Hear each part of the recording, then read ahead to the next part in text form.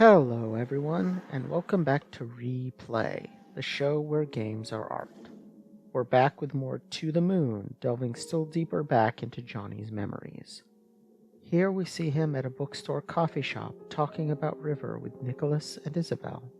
This is not exactly a nice thing to do, but sometimes it's necessary.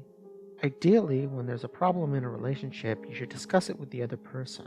But sometimes, especially with an important relationship, you want to make sure you know what you're talking about first, and running it by other people can help. The bigger problem here is what's implied by Isabel's opening line, that Johnny has suggested that she and River think the same just because they're both autistic. Does Nicholas have special insight into Johnny's thinking because they're both allistic? Relative to an autistic person, perhaps, in those specific areas in which autistic and allistic people differ, but that's the whole problem. Those areas are fuzzy-bordered and non-contiguous. It's more complex than autistic people do X and allistic people do Y. There's a tendency, a tribal instinct, to assume that we are complex and diverse, while they are all the same. But the truth is that any two similarly sized groups of people will show about the same amount of variation, although depending on how you define the groups, they may vary in different directions or different ways. But we reduce and simplify the other while seeing the quote-unquote normal as more complex, more human. But in a culture obsessed with a narrow definition of normal, the bulk of the range of human expression, human feeling, and human experience is labeled as other. Those of us who aren't normal, which is basically everyone, are forced to pretend to be, to act normal, to present normal personae. This is what Isabel talks about here, this idea that she is an actress and her envy of River. The word persona originally meant mask, specifically masks used by actors in their performances. But we all do that, all the time. We take on different personae around different people, different performances. Ideally, we perform as a form of self-expression, the personae we take on around others reflecting our true identities, which is to say we perform the stories we tell ourselves about ourselves. But often, under the pressure to be accepted, to be loved, to be normal, we adjust our performances. Instead of performing the stories we tell ourselves about ourselves, we perform the stories others tell us about ourselves. With time, deliberate performance becomes instinctive habit. Spend too long performing the stories of others, and you risk forgetting the stories you tell yourself. We become what we pretend to be. That's what Isabel feels has happened to her and what she envies River for escaping. Isabel learned to act, to pretend to be what others wanted her to be. She was taught not to express herself as herself, but to express herself as someone other people, parents, teachers, peers, found comfortable. In the process, she feels she has lost access to an important part of herself. The narrative she learned doesn't tell the whole story of herself. But, lacking any narrative in which to place the thoughts, feelings, and experiences she feels cut off from, she cannot express them, even to herself. River, by contrast, never learned to perform anything other than River. There is a price in that she is not as good as Isabel at expressing herself in ways that others understand, but on the other hand, she is able to express her whole self to herself, and is to all appearances content. The problem here is one of Johnny's creation. He is looking for a way to make River the person he wants her to be, to find a way past her autism to the real her, just like Isabel's teachers and counselors did with her. But it can't be done because there is no real her behind the autism. It is part of her, and so all that can be found is an incomplete her. All of which combines to make Johnny sound like a terrible person and a terrible husband, but I don't think he is. I think he's flawed, but everyone is flawed. Shifting gears, let's talk about Animorphs. I am not hugely familiar with the series. It's after my time by about a decade, so I never actually read it. That lets us date Johnny's life pretty precisely. He's about a decade younger than me. That once again puts the present-day portions of the game about 40 or 50 years from now, about a decade after I hit old age. From what I can tell, the books are about a group of young teens who gain the power to transform into animals and fight mind-controlling alien invaders. Sounds like something I would have loved the heck out of when I was 10 or so. The metaphor makes a lot of sense. Adolescence is a time of transformation, not just in the obvious physical sense, but in terms of identity. I mentioned these ideas of narrative and performance a minute ago, and I see those as key to understanding identity. It is a narrative, a framework within which we understand ourselves, a story. When I say, I am X, that is a narrative about how me, a story I tell myself about myself, is. When I express myself, that is a performance through which I can say who I am. But our performances are how we learn our identities, and adolescence is when we learn. We look at the performances of others and embrace or reject such behaviors for ourselves. In that process, we construct the narrative behind the performance, and in so doing, become who we are. Of course, that's a lifelong process, and one can always perform one's identity in new ways or discover or construct new narratives. For most of my life, for example, I've lacked much sense of my own identity, but paradoxically that lack of a solid narrative led me to be quite rigid about how I performed what little I had. Recently, that's changed. I have a new sense of my identity that makes sense of everything, but am now having to relearn basically from scratch how to perform it. And the performance is important. Spend too long as an animal, as the Animorphs books, and Discworld and Earthsea before that, and folklore before that warned us, and you become the animal.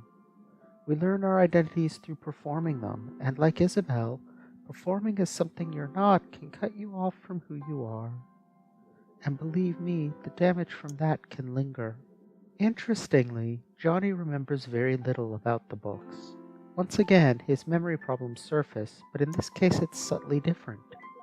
He remembers something that never happened because for so long he's performed as if it did. Specifically, he's never read an Animorphs book in his life. The little kid, meanwhile, is being a gatekeeping asshole, demanding that one perform one's fandom according to his.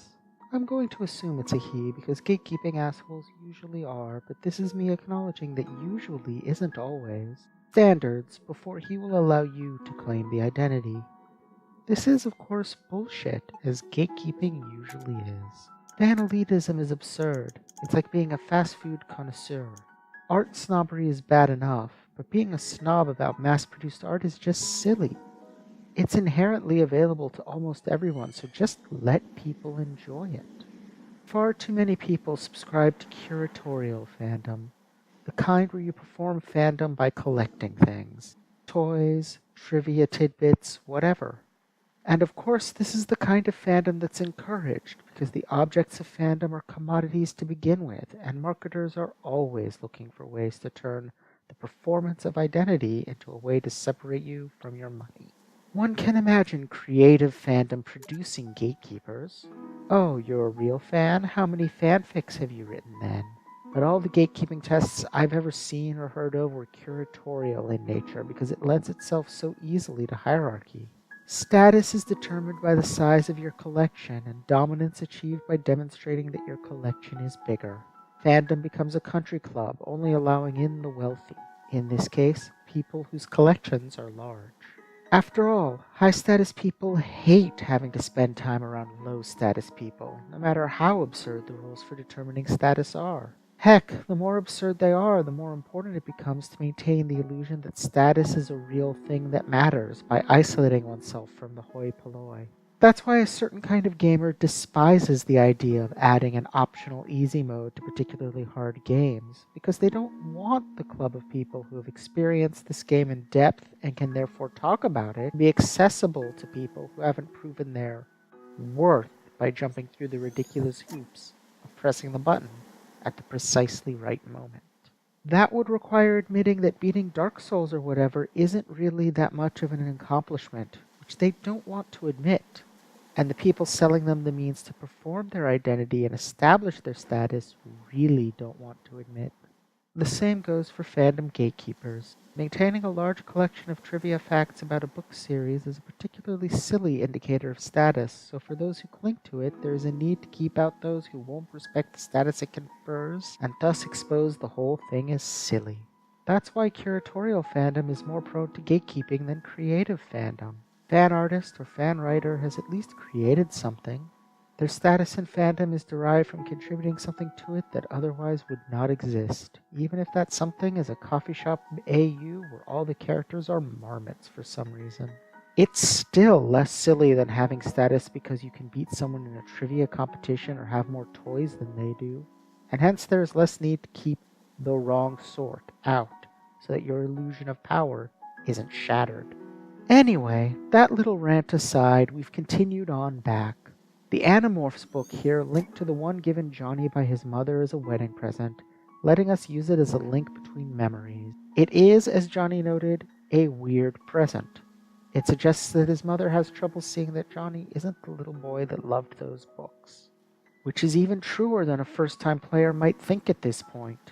Johnny genuinely isn't the little boy that loved those books, and never was. His mother is a deeply, tragically confused woman. Like Isabel, who was forced to perform as an holistic person and lost touch with her autistic self, Johnny was forced to perform a role and it has partially overwritten his own identity, his own preferences. The olives represent much the same thing. Like the Animorphs books, liking olives is something Johnny was forced to perform until it became a part of his narrative.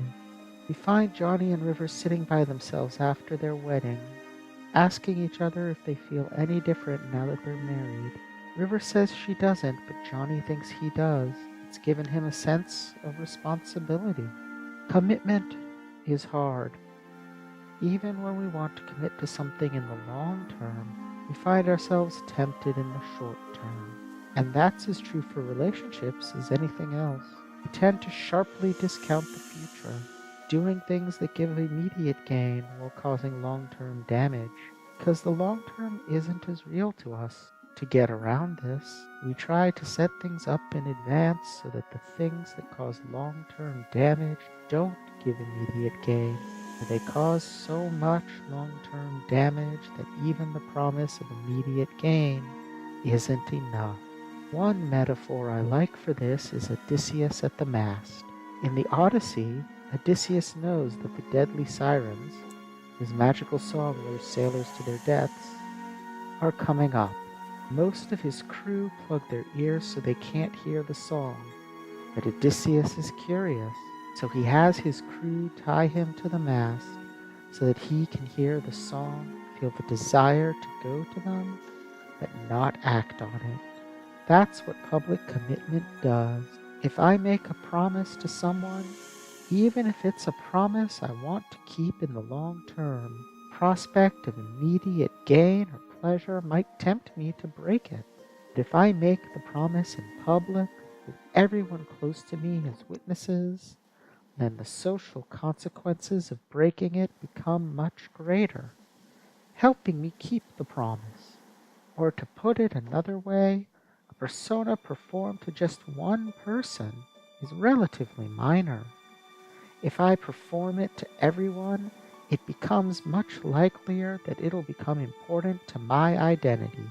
Obviously, no one can love someone else unconditionally and forever, and it's impossible to actually know if you'll be with another person for the rest of your life.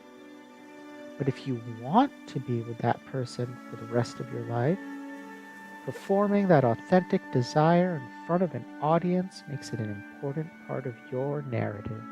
Or, as Johnny puts it, it creates a sense of responsibility, putting a name to his relationship with River, making it part of a familiar narrative, marriage, makes it more real to him, more significant. That in turn is what inspires River to name the lighthouse Anya. Remember, magic is just the physical world working like the inside of the human mind. Naming things has magical power because naming things changes how we think about them. River and Johnny aren't different people after they get married, and their feelings haven't changed. Putting a name to it makes it feel different. Naming an animal turns it into a pet.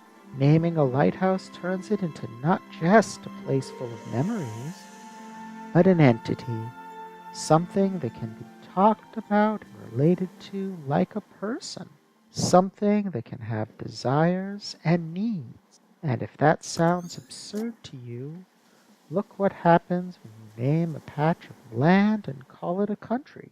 Talk about, for example, the US is needing a change in leadership for loving guns and fast food. We all understand and accept what that means.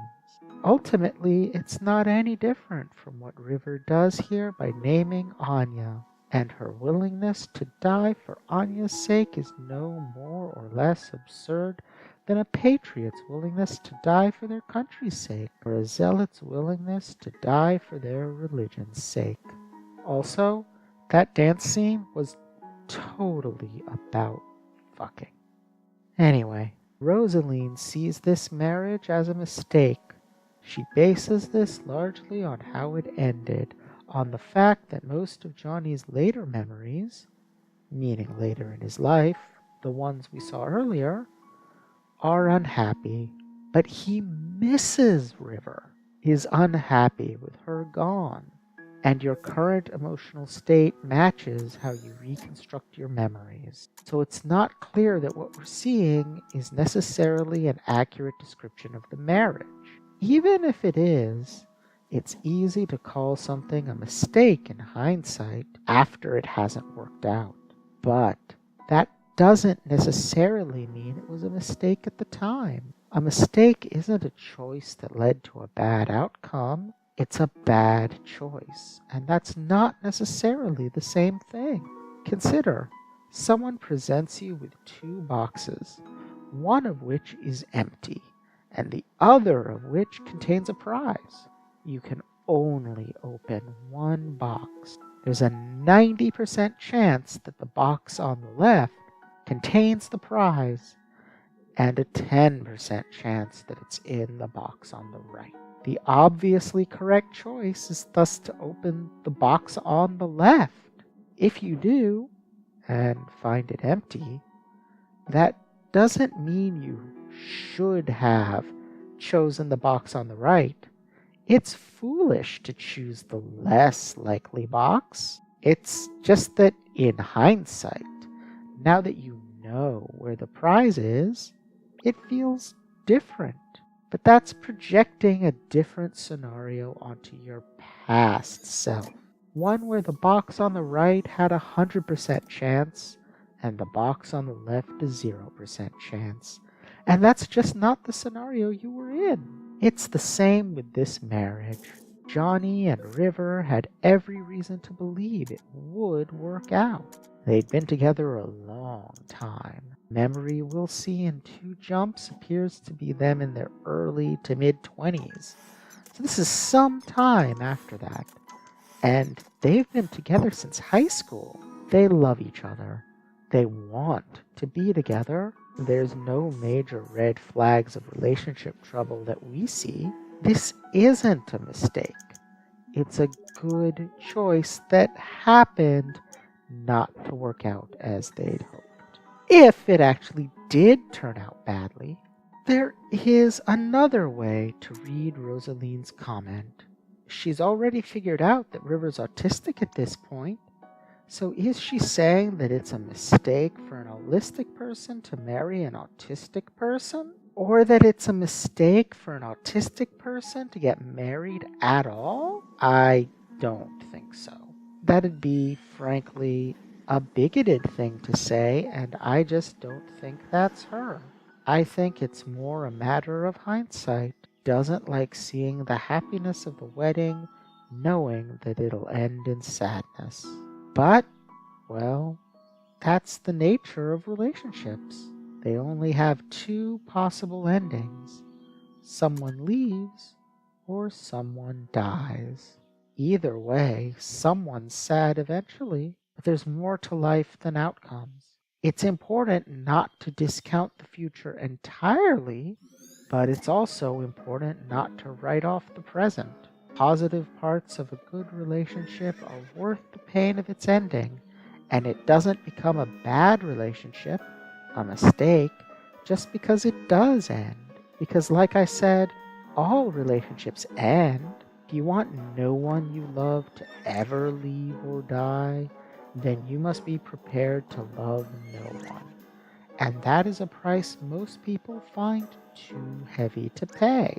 To put it more cheerfully, they find love worth not just the risk, but the certainty of ending. And since all worth is relative and subjective, find that something is worth it, then it is worth it. Our heroes speculate here that this roadkill becomes a symbol of the terrible marriage they believe Johnny and River had, which again, I don't think is necessarily an accurate description of it. They complain that it's too pat and on the nose as far as symbolism goes. It makes me think about my own dreams. I rarely remember my dreams. I wonder if that's related to my general memory problems? But when I do, they fall into two categories: dreams indistinguishable from real life, in which I do something incredibly mundane, like laundry, and bizarre, complex epics that inevitably have blatantly obvious symbolism. My subconscious is apparently a really shitty poet. So it's not beyond the pale that that could be what River's origami rabbits are about. But there's one thing that puts a wrinkle in that theory, though it's not brought up here: the last rabbit, the special one, the yellow and blue one, the one that matches River's wedding dress. At first, that might make it seem like it makes it more likely that the origami rabbits refer to this wedding. River is dying when she makes the final rabbit, so perhaps this last rabbit is not the marriage, but specifically her, about to be as dead as that roadkill, as symbolized by using the same colors as the dress. Except for one thing: blue and yellow are decidedly unusual colors for a wedding dress. White is so traditional as to be nearly inescapable, so wearing anything else raises the question of why? Yellow and blue color scheme must have some significance that predates the wedding. Parsimony suggests that it is that to which the yellow and blue origami rabbit refers. And now we come to the horseback riding sequence. This is fun at first. The horse is faster than the characters normally move and responds better to traditional directional controls. But it quickly becomes frustrating with both the effort to find and ram watts and to find the random patches of ground that will provide memory links. While at first this seems to be a more free, less linear segment of gameplay, it's really not. It's just annoying. Why doesn't it work? Well, part of it is the frustration. The area is big, there are no clues where the memory links are until you run over them, and you keep running into the big hitboxes on the trees and such. But a lot of it is that what you do here just doesn't matter. There's no real reward for getting those memory links, but you have to do it. So it's just tedious challenge for the sake of slowing down advancement. Lately, I've been thinking a lot about freedom and what it really means. I've been thinking in political terms, but it applies to games too, I think. Bear with me. I started with wanting to move away from the idea of rights, legal rights, so-called natural rights, whatever you want to call them. My problem with them is they are simultaneously too arbitrary and too rigid. Arbitrary because literally anyone can just declare that X is a right and Y isn't, and there's not really any basis to argue with that. Rigid because they narrowly define freedom as the ability to do a specific, finite set of things, which seems like the opposite of freedom to me. So I've been thinking about freedom in material social terms. That it's the ability to make meaningful choices. A meaningful choice being one where your preferences affect the outcome. A right to own property, for example, doesn't represent a meaningful choice if most people can't afford it. Your preferences can't affect whether you own property because you don't have the resources to get it. Conversely, a right to work doesn't represent a meaningful choice if the alternative to work is poverty. Your preferences can't affect whether you work because you'll suffer if you don't. On the other hand, right now, no one has the freedom to levitate via mind powers because that's impossible. But if tomorrow someone discovered a way to do it, then we could start enjoying that freedom. goal then is for as many people as possible to have as much freedom as possible. And as possible will vary from society to society and over the course of the history of a society. Total anarchy in the naive sense wouldn't work. It'd be too easy for people to take away the ability of others to make choices by murdering, enslaving, or intimidating them.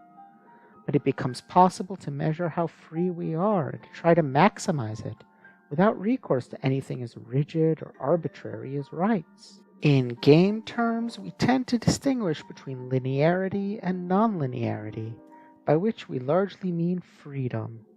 But this sequence demonstrates the limitations of that approach. I have the freedom to ride my horse around the map, but it's annoying, and ultimately there's only one real outcome.